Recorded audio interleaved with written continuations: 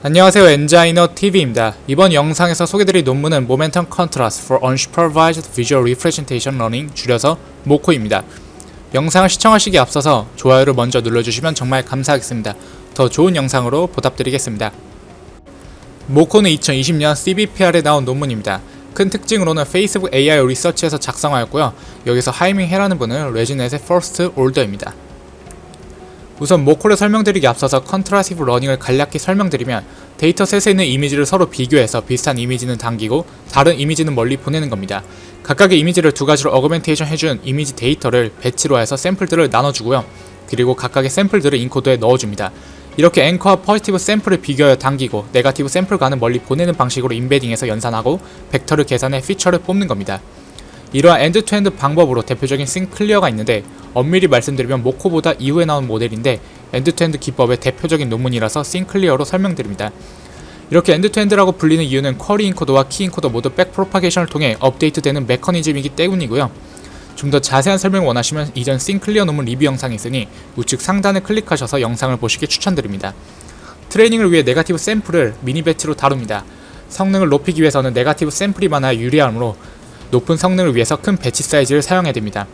그러나 이미지를 배치의 상태로 다루려면 매우 큰 메모리가 필요하고요. 따라서 일반적인 GPU로는 이렇게 큰 배치 사이즈를 돌리기 쉽지 않습니다. 만약 GPU가 허락하다 하더라도 large mini batch optimization 문제 역시 생길 수 있습니다. 그리고 두 번째 방법인 메모리 뱅크는 데이터셋에 존재하는 모든 샘플들의 리프레젠테이션을 메모리 뱅크에 넣어두고 임의의 샘플을 골라 딕셔너리를 구성하는 방법입니다. 이후 쿼리 인코더 값으로 메모리 뱅크를 업데이트하며 학습을 진행합니다. 이 경우에 메모리 뱅크 안에 있는 키들이 빠르게 변하는 쿼리 인코더의 결과값으로 업데이트를 하기 때문에 딕셔너리가 컨시스턴시하지 않아 학습이 제대로 되지 않습니다. 여기서 말하는 컨시스턴시란 딕셔너리 내에 리프레젠테이션된 벡터의 일관성을 뜻하고요. 즉 메모리 뱅크 내의 리프레젠테이션들이 일관성이 없어 학습이 제대로 안됩니다. 따라서 이를 해결하기 위한 방법론으로 본 논문이 모코가 있습니다. 기존의 싱클리어와 같은 엔드투엔드 방법과 같은 경우는 모든 샘플들을 인코더에 넣어줬습니다. 그렇기 때문에 매우 큰 메모리가 필요했지만 모코의 경우 미리 연산한 네거티브 이미지를 인베딩 형태로 만들어 딕셔너리에 담아 저장합니다. 이때 딕셔너리 구조는 선입선출인 큐 구조를 사용하고 있습니다. 데이터 샘플을 큐 구조로서 구성을 하고 있기 때문에 선행하는 미니 배치들로부터 인코딩된 키를 재사용할 수 있습니다. 큐를 사용하게 되면 딕셔너리 사이즈가 미니 배치 사이즈에서 자유로워질 수 있습니다. 그래서 일반적으로 미니 배치 사이즈보다 훨씬 크게 만들어줄 수 있다는 점이 되겠고요. 왜냐하면 네거티브 샘플을 최대한 늘려줘서 다양한 샘플로 학습을 하는 것이 학습 성능에 좋은 영향을 끼치기 때문입니다. 따라서 배치에서 데이터 어그멘테이션된 이미지는 모멘텀 인코더를 거쳐 큐에 인큐를 하게 됩니다. 그렇게 미니 배치 샘플들이 큐에 들어가고 쌓이게 되고 다 쌓이고 난다면 그 후에 가장 오래된 미니 배치 샘플들이 DQ가 되며 제거가 됩니다. 가장 오래된 미니 배치된 키들이 가장 마지막에 들어온 키들과 가장 일치하지 않기 때문에 오래된 미니 배치들을 제거하는 것이 효율적입니다. 즉, 쿼리 인코더는 학습이 진행되면서 갱신이 되지만 키 인코더는 모멘텀 업데이트 기법을 사용해서 서서히 갱신합니다. 모멘텀 업데이트 기법은 뒤에 자세히 설명을 드리겠지만 만약 모멘텀 업데이트 기법을 사용하지 않고 그대로 쿼리 인코더처럼 업데이트를 하게 된다면 키 값이 너무 빠르게 바뀌어 딕셔너리에 저장돼서 딕셔너리에 들어있는 리프레젠테이션 값에 대해서 컨시스턴시가 없어 학습이 잘 되지 않습니다. 그걸 최소화해주기 위해서 모멘텀 업데이트 기법을 사용하고 큐 구조를 취해줌으로써 딕셔너리 내부를 업데이트하며 해결해줍니다. 즉 가장 업데이트가 덜 된 오래된 미니 배치를 DQ 해줌으로써 딕셔너리 내부를 업데이트해주는 겁니다. 여기에 있는 딕셔너리에 있는 인스턴스, 즉 인베딩된 리프레젠테이션 벡터는 학습에 모두 사용은 하는데 한 번에 모두 사용하는 건 아니고요. 샘플링을 통해 가져와 사용합니다. 즉 딕셔너리 내부가 전체 비교 대상인 겁니다. 이렇게 전체가 샘플링 대상인 딕셔너리에서 샘플링을 통해 사용된 Q가 로스 펑션의 네거티브에 들어가는 네거티브 샘플이 되게 됩니다. 따라서 비교할 현재 이미지인 앵커가 인코더에 들어가게 되고요. 논문에서 제안하는 모멘텀 인코더에는 포지티브 이미지와 네거티브 이미지가 들어가게 됩니다. 그러나 포지티브 샘플은 딕셔너리에는 들어가지 않고 미리 네거티브로만 구성된 딕셔너리에 저장된 Q와 포지티브 이미지가 컨캣하여 앵커와 비교하게 됩니다. 여기서 로스 펑션 과정에서 포지티브 이미지와는 당기고 네거티브 이미지와는 멀리 보내게 됩니다. 따라서 한마디로 모코는 언슈퍼바이즈 러닝의 한 종류로 컨트라스티브 러닝을 이용하면서 다이내믹한 딕셔너리를 구성하게 됩니다. 따라서 모코가 학습하기 위한 로스 펑션을 설명드리자면 다음과 같습니다. 입력 이미지에 대해서 랜덤 데이터 어그멘테이션을 거친 후 쿼리 및 키를 레즈넷 50으로 구성된 인코더에 넣어 인베딩 해줍니다. 해당 인코더인 레즈넷 역시 본 논문이 퍼스트 오더인 해밍허가 작성한 논문이고요. 해당 논문 역시 제 영상에 리뷰 영상이 있으니 우측 상단을 클릭하셔서 함께 보시길 추천드립니다. 이때 사용된 데이터 어그멘테이션은 랜덤 리사이즈, 랜덤 컬러 지터링, 랜덤 오리젠탈 플립, 랜덤 그레이스케일 컨버전의 순서로 구성됩니다. 그리고 컨트라스티브 러닝을 위해서 사용되는 로스 펑션으로 흔히 많이 사용되는 info NC가 사용됩니다. Q는 현재 비교할 이미지 앵커인 쿼리를 말하며 키 플러스는 포지티브 이미지의 키를 나타내고 나머지는 키 i는 네거티브 키입니다. 이때 현재 이미지와 비교할 이미지는 내적 연산을 통해 계산합니다. 따라서 소프트맥스 구조를 사용해서 네거티브를 포함한 전체 이미지에서 현재 이미지와 포지티브 이미지가 같은 이미지일 확률을 계산합니다. 그리고 전체 네거티브 로그를 쓰여서 로그 내부의 값이 클수록, 즉 현재 이미지와 포지티브 이미지가 같은 이미지일 확률이 높을수록 전체 로스는 줄어들게 됩니다. 지금까지 Q 구조의 딕셔너리를 사용하면서 large 사이즈로 샘플들을 잘 모아줬습니다.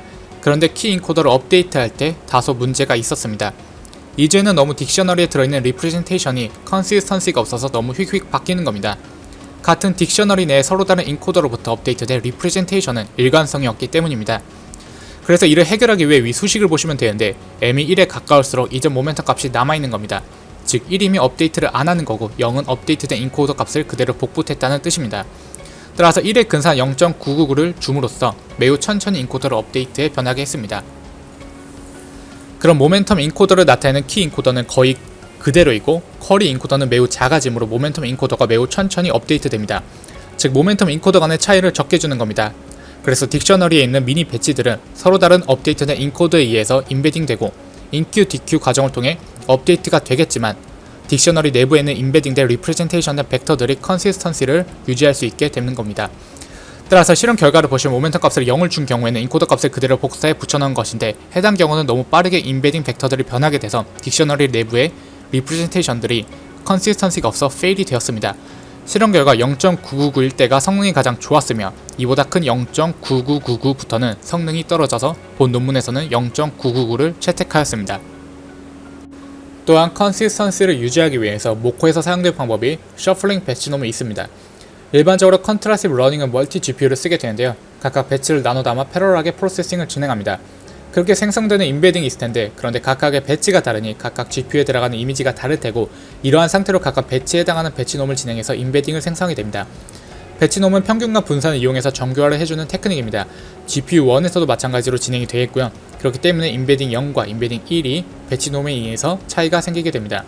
이러한 기존의 일반적인 배치놈에 의해서 학습을 방해할 수 있습니다. 그래서 모코에서 제시한 방법은 인코드에는 이전 방법대로 그대로 배치놈이 들어가게 되지만 키의 값을 얻게 될 때는 모멘텀 인코더를 통해 들어가게 되는데 이때는 셔플링된 배치를 넣어주는 겁니다. 여기서 셔플한다는 뜻이 여기 배치 0과 배치 1을 통틀어서 섞습니다. 즉 원래 따로따로 배치가 들어가는 것이 통틀어서 섞어준 뒤에 다시 나눠서 들어가는 건데요. 그렇기 때문에 배치 0에서 사용됐던 배치가 들어가는 게 아니라 셔플된 배치가 들어가기 때문에 배치놈에 의해서 쉽게 숏컷 학습을 할 수 없게 됩니다. 따라서 전체적인 다른 모델과 모코를 비교하여 다시 한번 설명을 드리면 엔드-투-엔드 방식의 경우 쿼리 인코더와 키 인코더를 사용합니다.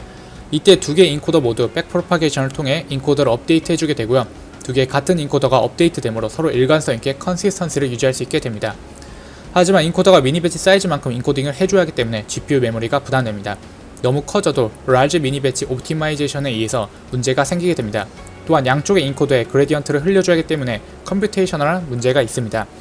그리고 메모리 뱅크와 같은 경우에도 메모리 뱅크를 사용함으로써 키에 대한 인코딩 벡터를 메모리 뱅크에 저장을 해두고 샘플링에서 사용하는 방식으로 미니 배치 문제는 해결됐지만 인코더의 업데이트 값을 사용하기 때문에 컨시스턴시 문제가 있었습니다. 그래서 성능이 떨어지게 됐고요. 그에 반면에 모코는 모멘텀 인코더를 통해서 인코딩된 리프레젠테이션을 딕셔너리의 Q 구조로 쌌습니다. 그때 모멘텀 업데이트 방법을 사용해서 딕셔너리 내부 리프레젠테이션들의 컨시스턴시를 유지시켜줄 수 있었습니다. 즉 키 인코더로 그때그때 업데이트 해주면서도 컨시스턴스까지 유지해줄 수 있다는 장점이 있었습니다. 그리고 딕셔너리 사이즈 역시 크게 만들어줄 수 있어 미니 배치 사이즈로부터 자유로워 GPU 제한을 덜 받는 장점이 있습니다.